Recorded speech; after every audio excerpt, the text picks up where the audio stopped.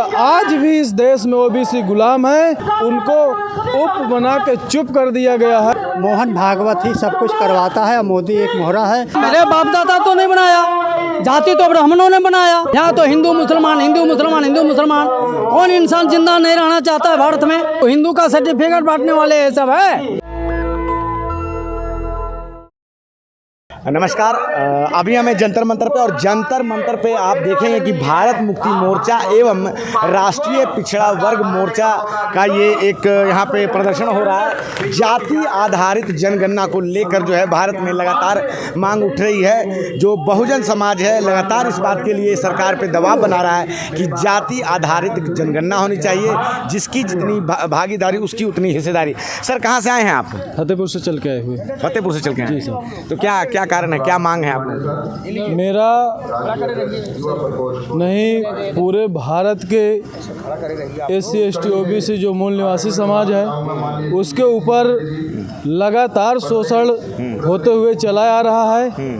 और ये सरकार जो झूठ का कह रही है, मैं इस देश के लोगों को ये बताना चाहता हूँ कि जो 1947 को आज़ादी हुई वो आज़ादी झूठी है।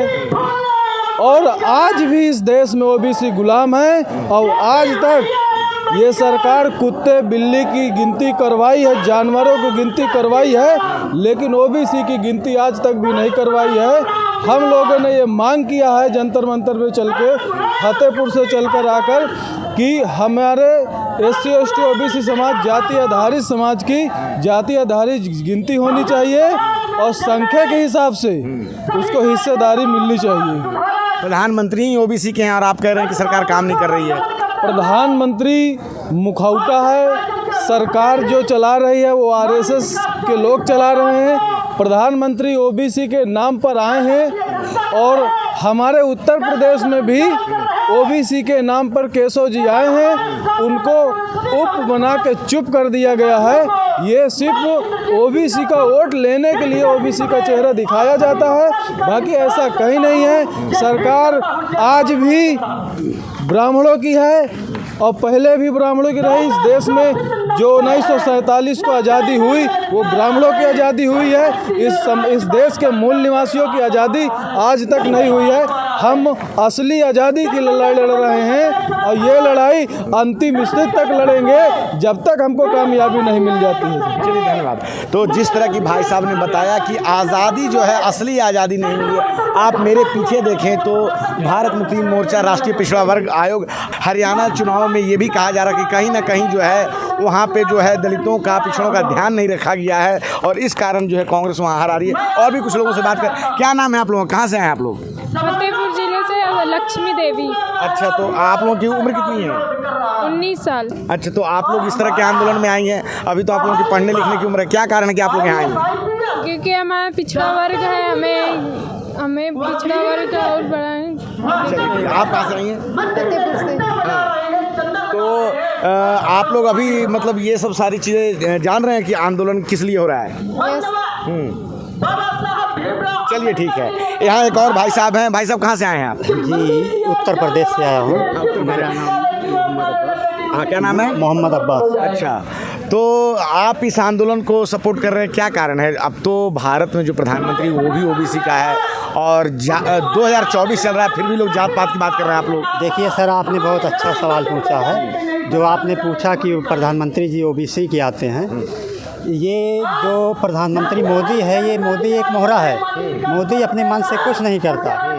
RSS का जो जड़ है वो जड़ है मोहन भागवत। मोहन भागवत ही सब कुछ करवाता है और मोदी एक मोहरा है। और अगर से मोदी मनमानी करेगा तो मोहन भागवत गद्दी से उठा कर फेंक देगा, कभी भी उसको गद्दी पर से उठा के फेंक सकता है। और जो अभी आपने पूछा कि उत्तर प्रदेश के बारे में,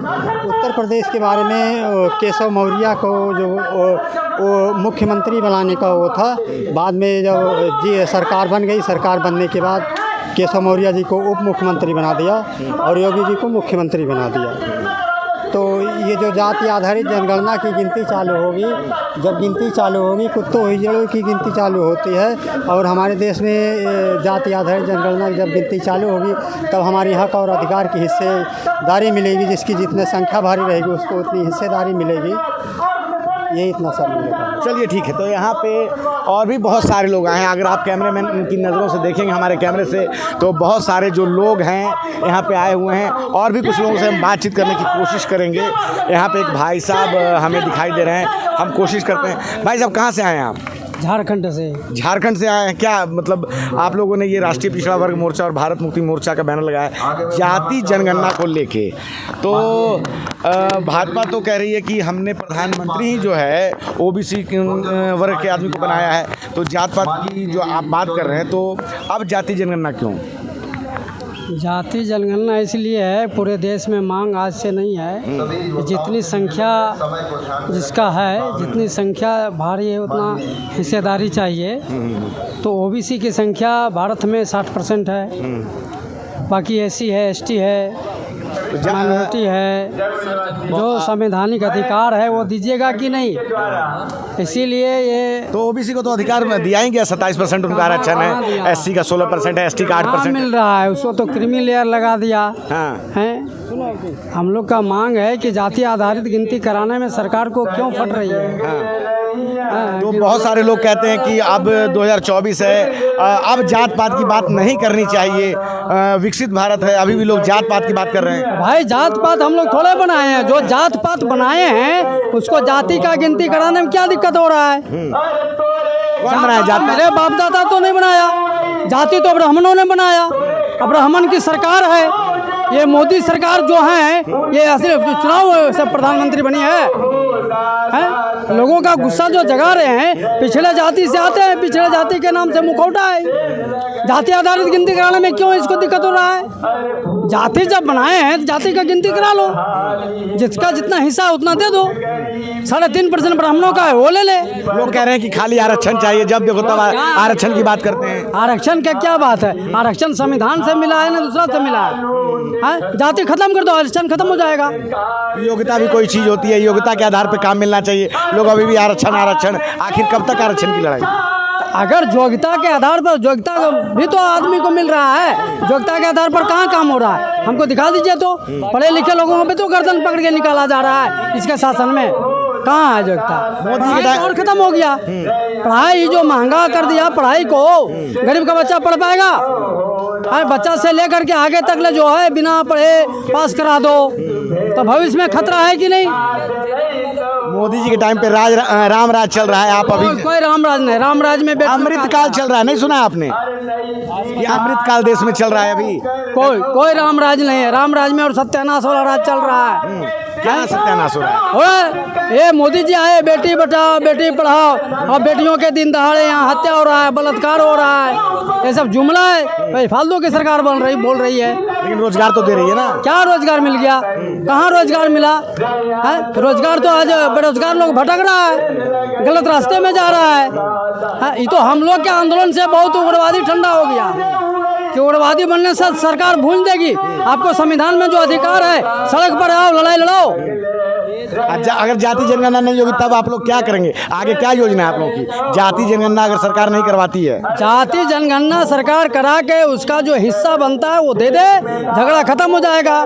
आरक्षण खत्म करना है इसको तो जाति खत्म करे। जाति का टिक्का है यहाँ तो हिंदू मुसलमान, हिंदू मुसलमान, हिंदू मुसलमान। कौन इंसान जिंदा नहीं रहना चाहता है भारत में? भारत में जो अलग देश का आया, यहाँ शांति से रहा कि नहीं? फसाद कौन करा रहा है? क्यों फसाद करा रहे हो? ये आरएसएस और भाजपा वाले करा रहे हैं। कांग्रेस के शासन में भी 65,000 बार फसाद हुआ है। फसाद रुका कहाँ है? तो खाली वोट का राजनीति करता है सब।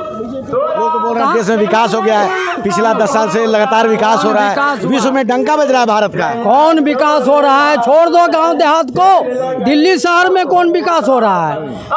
जो देश का राजधानी, यहाँ कौन सी विकास हो गया? यहाँ भी तो उबड़ खाबड़ है, यहाँ भी तो लोग अन्याय से जूझ रहे हैं। देहात को तो छोड़ो। अरे योगी जी कहते हैं कि बांटेंगे तो कटेंगे, सबको एक रहना चाहिए, हिंदू समाज को एक रहना चाहिए। तो कौन हिंदू का सर्टिफिकेट बांटने वाले ये सब है? वेद हमको हिंदू नहीं मान रहा है, रामायण स्मृति मनुस्मृति हिंदू नहीं मान रहा है, संविधान हमको हिंदू नहीं मान रहा है, तो हिंदू काहे को? क्यों हिंदू और मुसलमान? ये देश तो हिंदू मुसलमान कह करके नहीं बना। हमारे जो महापुरुषों ने जो बलिदान दिया, क्या हिंदू मुस्लिम कह के दिया? आप अपने आप को हिंदू नहीं मानते हैं? नहीं, अपने आप में हिंदू नहीं मानता हूँ। कल ही मोहन भागवत ने कहा कि हिंदुओं को एक रहना कोई चाहिए। नहीं, तो कोई हिंदू नहीं, इसका कहने से हिंदू एक होगा। क्या मोहन भागवत कह रहा है? मोहन भागवत खुद कहेंगे हिंदू है, वो कभी नहीं कहते हैं। तो वाम सब का आंदोलन बढ़ा है, इसलिए इसको परेशानी हो रहा है। क्या कहते हैं मोहन भागवत? क्या कहते हैं, क्या चाहते हैं वो? क्या चाहते हैं? और कह रहे हैं हिंदू धर्म खतरा। क्या खतरा है? खतरा तो उसको जाति आधारित गिनती का मामला चल रहा है, पूरे देश में गरमा रहा है, तो इसको परेशानी हो रहा है। भाई क्यों परेशान हो रहे हो? तुमको भी अधिकार मिलेगा यहाँ, और मैं क्या है, हमारे पुरखों ने तुमको अधिकार दिया है, तुम भी रहो शांति से यहाँ, लेकिन फसाद कराओगे ये छूट नहीं है। राम मंदिर नहीं जाएंगे पूजा कराने? कोई राम मंदिर से कल्याण मिल जाएगा, राम मंदिर जाने से रोजगार मिल जाएगा। राम मंदिर का ट्रस्ट जो बना है, कितने लोग हैं वहाँ? SC ST OBC के कितने लोग हैं? हमारे OBC भाई बहुत लोग उछला जय श्री राम कह करके, कहाँ है? वहाँ से हटा दिया। इतने लोगों ने बलिदान दिया उस राम मंदिर बलिदान दिया, क्या कल्याण हो गया राम मंदिर से? हैं? क्या हो गया? कहाँ रोजगार मिल गया? हम तो OBC ऐसे वालों से अपील करते हैं कि वो धर्म के नाम पर मत मरो यार। प्रधानमंत्री भी OBC के बेटे हैं। अरे तो प्रधानमंत्री OBC को मोहरा बना करके ब्लात मार रहे हैं। मोहन भागवत जी की बात नहीं सुनेंगे? कोई नहीं सुनेगा अब। चलिए ठीक है। तो ये हमारे साथ यूपी से आए हुए भाई साहब थे, जिनसे बात कर रहे थे और किस प्रकार से बता रहे हैं जाति आधारित जनगणना जो है जल्दी से जल्दी होनी चाहिए, जिसकी जितनी भागीदारी उसकी उतनी हिस्सेदारी होनी चाहिए। इस देश में जब पशुओं की गणना हो रही है, बाघों की गणना हो रही है, तो आखिर जाति जनगणना में सरकार को क्या दिक्कत है, इसका जवाब सरकार को जरूर देना चाहिए। मैं रंजन कुमार, कैमरामैन श्रवण के साथ नेशनल दस्तक। धन्यवाद। नेशनल दस्तक की आपसे गुजारिश है कि अगर इसको बचाना चाहते हैं तो नेशनल दस्तक को सब्सक्राइब करने के लिए रेड कलर के सब्सक्राइब बटन को दबाएं, फिर बेल आइकन की घंटी दबाएं। नेशनल दस्तक को बचाने के लिए बहुत जरूरी है कि हर खबर को शेयर करें, लाइक करें, कमेंट जरूर करें।